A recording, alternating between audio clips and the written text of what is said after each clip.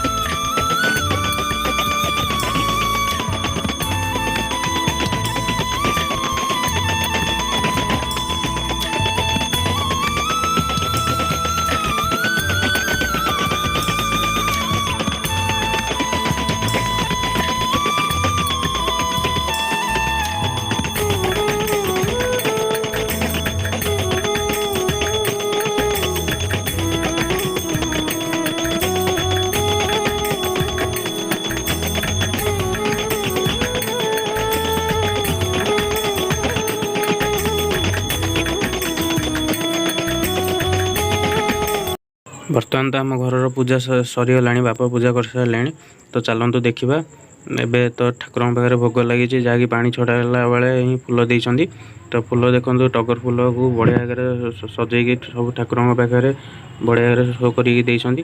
ତ ମୁଁ ଏମିତି କେବେ ବି ସଜାଡ଼ି ପାରେନି, ତେଣୁ ବାବା ଯେତେବେଳେ ବି ପୂଜା କରନ୍ତି ତାଙ୍କ ଫୁଲ ସଜାଇବାଟା ମୋତେ ବେଶୀ ଭଲ ଲାଗିଥାଏ।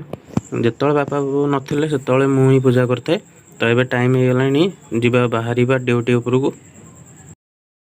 ବର୍ତ୍ତମାନ ଆପଣ ଦେଖିପାରୁଛନ୍ତି ବାବା ଗାଡ଼ି ବୁଲେଇକି ଆସୁଛନ୍ତି। 8:45 ହେଇଗଲାଣି, ତେଣୁ ତରତର ହେଉଛୁ, 9ଟା ଭିତରେ ଡ୍ୟୁଟି ଉପରେ ପହଞ୍ଚିବା ଦରକାର। ତ ଆପଣ ଦେଖିପାରୁଥିବେ ବାବା ମୋତେ ନେଇକି ଯାଉଛନ୍ତି। ମୁଁ ହେଲମେଟ୍ ପିନ୍ଧିନି, ସେଥିପାଇଁ ଆପଣଙ୍କୁ କ୍ଷମା ମାଗୁଛି। ତ ଆପଣ ଯେତେବେଳେ ବି ଘରୁ ବାହାରୁଛନ୍ତି ହେଲମେଟ୍ ପିନ୍ଧନ୍ତୁ। ଏବେ ଯିବା ମାଉସୀ ମନ୍ଦିର। ମାଉସୀ ମନ୍ଦିର ପରେ ମୋର ମାଉସୀ ମନ୍ଦିର ପାଖରେ ଡ୍ୟୁଟି, ତ ବାପା ମୋତେ ମାଉସୀ ମନ୍ଦିର ହିଁ ଛାଡ଼ିଦେବେ।